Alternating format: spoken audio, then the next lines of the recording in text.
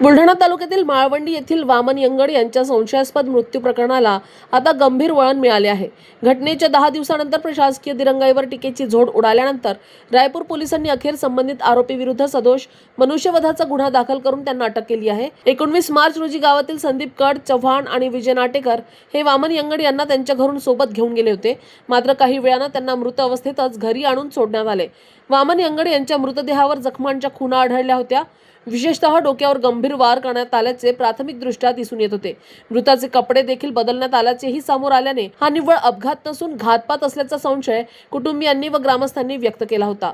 घटनेनंतर आठवडा उलटूनही पोलिसांनी ठोस कारवाई न केल्यानं परिसरात संतापाची लाट होती। पोलिसांकडून आरोपींना पाठीशी घातले जात असल्याचा आरोपही ग्रामस्थांकडून करण्यात येत होता। या अन्यायाविरोधात ॲडव्होकेट गुणवंत नाटेकर आणि राष्ट्रीय स्वाभिमानी संघटनेचे अध्यक्ष अनिल सुरटकर यांनी आक्रमक पवित्रा घेत 14 एप्रिल रोजी पोलीस स्टेशनवर धडक मोर्चा काढण्याचा इशारा दिला होता।